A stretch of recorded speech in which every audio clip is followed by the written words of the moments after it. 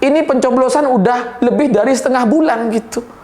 Tapi kita baru ribut sekarang. Sementara kecurangan-kecurangan ini, modus-modusnya, itu kan sudah terjadi sejak lama gitu. Kita baru sadar sekarang.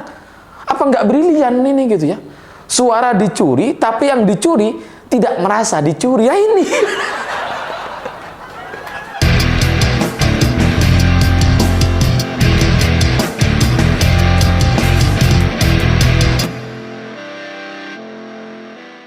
Selamat malam semuanya. Cerita perusakan demokrasi di pemilu 2024 ini nampaknya tidak hanya terjadi di Pilpres saja.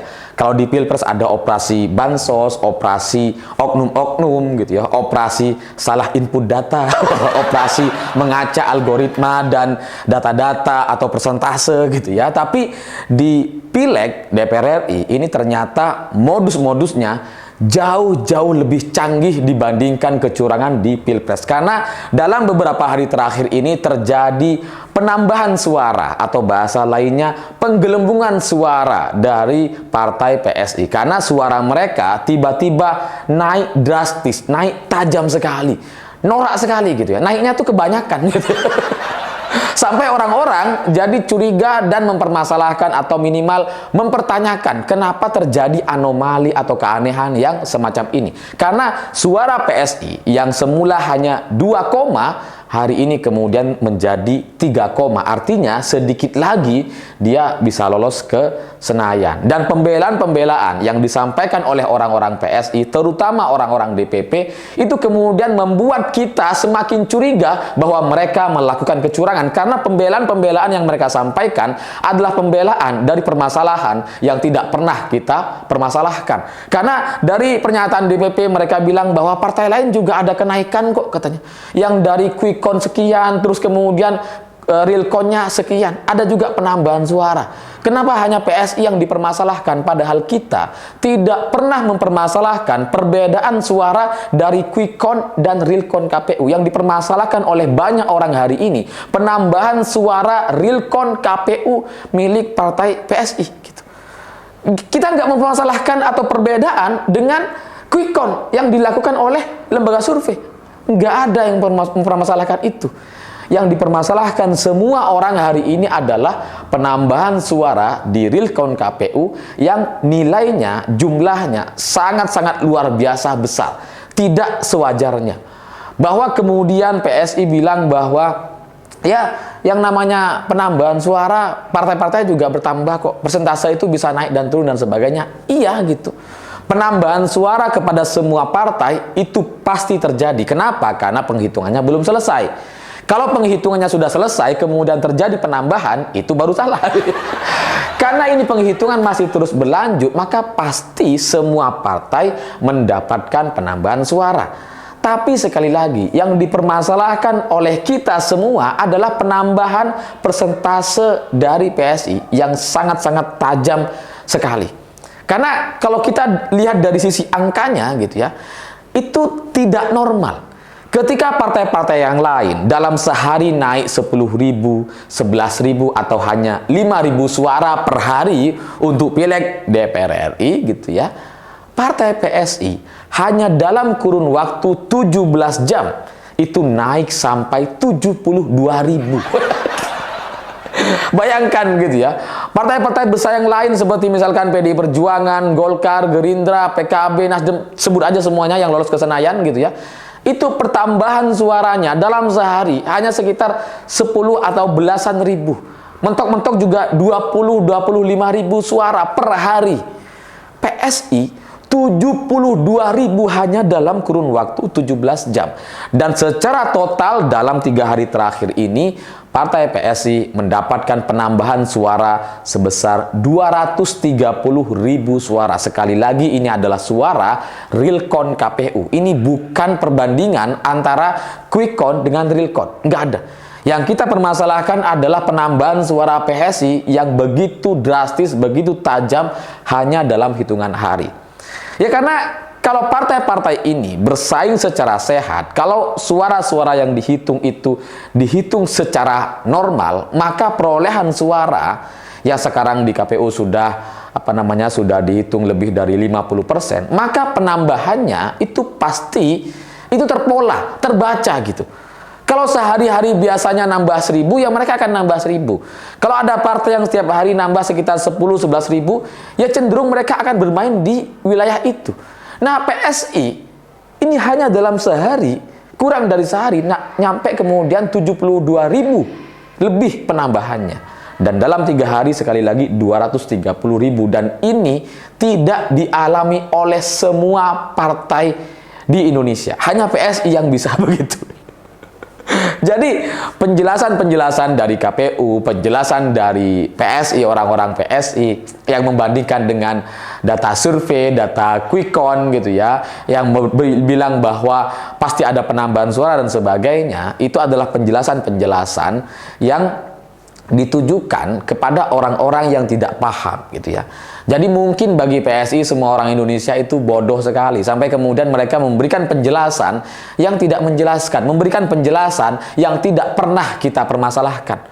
Kita nggak pernah bermasalahin quick count kok malah dijelasin soal quick count gitu ya. Jadi kan semakin mencurigakan. Nah, sekarang gitu ya, di sisi lain cerita penggelembungan suara atau kenaikan yang sangat signifikan di partai PSI ini kemudian ini diketahui terjadi modus-modus licik yang terpola atau terjadi lebih dari sekali. Karena trik liciknya ini kemudian dibongkar oleh banyak netizen kita yang sangat kepo sekali gitu, yang mencari data-data suara C1, formulir C1, dan kemudian terbukti ditemukan minimal di 3 TPS dari 3 formulir C1 itu terbaca modusnya sama. Suara PSI itu menggunakan suara tidak sah. Ini kocak nih, tapi juga canggih gitu ya. Canggih sekali ini, canggih, jauh lebih canggih dibandingkan kecurangan di Pilpres gitu ya. Karena menggunakan suara yang tidak sah ini adalah satu cara yang sangat-sangat brilian sekali. Jadi PSI itu di setiap TPS itu pemilihnya sekitar 2, 3 atau 1 gitu ya. Pokoknya 1 digit lah gitu ya. Sedikit sekali. Sementara suara tidak sah untuk pileg itu selalu 2 digit. Dan itu kita bisa lihat di TPS masing-masing atau coba kita ingat-ingat gitu ya.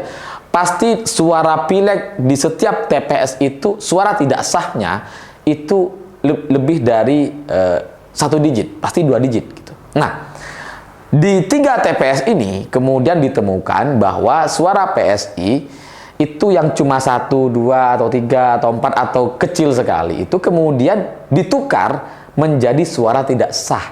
Sementara suara tidak sah yang selalu 2 digit itu dijadikan suara PSI. Ini brilian gitu ya. Ini brilian sekali, hebat emang PSI ini. Ya, ini tidak terjadi hanya di 1 TPS. Kalau hanya terjadi di 1 TPS, katakanlah itu kesalahan. Katakanlah ya mungkin kebetulan, alpa dan sebagainya. Tapi ini sudah terjadi di 3 TPS. Setidaknya sampai hari ini yang terbukti, yang kelihatan di data KPU gitu ya. Di 3 TPS terbukti suaranya seperti itu, ditukar. Suara PSI dijadikan suara tidak sah, suara tidak sah dijadikan suara PSI. Nah, kalau sudah terjadi di 3 TPS gitu ya, masa iya ini kebetulan? Masa iya ini nggak terencana? Masa iya ini nggak bisa dibilang modus gitu ya? KPK aja untuk menetapkan orang menjadi tersangka hanya butuh 3 alat bukti. Ini udah 2 alat bukti gitu ya. Ini udah 3 nih. Kan artinya ini bisa disebut sebagai modus gitu, dan modusnya akhirnya ketahuan. Ya dari sini gitu ya. Mungkin bagi kalian bisa bilang bahwa ya itu kan 3 TPS bisa saja kebetulan gitu ya. Jawaban yang paling pas untuk orang-orang yang beralasan seperti itu adalah itu yang ketahuan. Yang tidak ketahuan bisa ribuan TPS. Nah, makanya kemudian hari ini mari kita cari tahu. Mari kita kumpulkan data C1 itu. Jangan-jangan memang ada ratusan ribu TPS yang seperti itu, yang mengambil suara tidak sah untuk dijadikan suara PSI. Ya mungkin ini meminjam kalimatnya Pak JK atau istilahnya Pak JK, mungkin inilah yang disebut dengan operasi sayang anak. Yang nampaknya dalam 3 hari terakhir ini gencar sekali gitu ya untuk menambah suara PSI. Dan ini saya bilang brilian karena ini tidak membuat partai-partai lain terganggu gitu ya. Ini tidak disadari oleh partai-partai lain karena suara partai-partai lain tidak dicuri gitu, tidak diambil sama PSI. PSI mengambil suara tidak sah yang memang tidak punya saksi gitu ya. Suara tidak sah itu kan nggak ada saksinya gitu ya. Yang ada saksinya itu kan suara-suara pileg atau caleg dan partai-partai gitu kan. Suara tidak sah tidak ada yang ngawal gitu. Ibarat rumah nggak ada yang jaga. Kesempatan. Inilah yang disebut dengan brilian sekali. Memang anak-anak muda di PSI itu nampaknya brilian sekali dalam mencuri. Ya mereka memang orang-orang kreatif mungkin gitu ya. Makanya cara mereka untuk menggelembungkan suara itu sampai tidak disadari oleh lawan-lawannya. Partai-partai politik selama ini nggak menyadari karena bayangkan ini pencoblosan udah lebih dari setengah bulan gitu. Tapi kita baru ribut sekarang. Sementara kecurangan-kecurangan ini modus-modusnya itu kan sudah terjadi sejak lama gitu. Kita baru sadar sekarang. Apa nggak brilian ini gitu ya? Suara dicuri, tapi yang dicuri tidak merasa dicuri. Ya ini. Ya partai-partai lain gitu ya, mereka tidak dicuri suaranya, tapi persentasenya semakin hari semakin turun. Suara mereka bertambah tiap hari, tapi secara persentase turun terus. Lah kok turun ini? Ternyata penambahan suara di PSI jauh lebih besar dibandingkan kebanyakan semua partai. Saya tidak tahu apakah ini sudah terlambat atau enggak gitu, karena yang namanya dalam politik gitu ya, kita itu baru tahu modus-modus kecurangan itu biasanya setelah hari H, setelah terjadi. Samalah seperti orang kemalingan gitu ya, kita baru tahu kita dimaling ya setelah dimaling gitu, setelah suaranya nggak ada gitu. Nah hari ini saya nggak tahu apakah ini sudah terlambat. Kalau melihat dari gap jarak hari dari pencoblosan sampai hari ini sudah lebih dari setengah bulan. Nampaknya sudah cukup terlambat untuk menghentikan laju kecurangan yang terjadi di PSI. Modus-modus ini baru disadari setelah berhari-hari terjadi. Hari ini rekapitulasi sudah sampai di tingkat kabupaten gitu ya, kabupaten dan kota. Saya nggak tahu kalau ini sudah terlambat gitu ya, maka ya PSI dipastikan jadi masuk ke Senayan. Karena mereka sebelumnya juga sudah membangun image, membangun satu opini gitu ya, bahwa mereka ini suaranya di atas 4%, suaranya hasil internal mereka itu 6% gitu ya. Jadi mereka sudah membangun cerita-cerita itu sejak lama.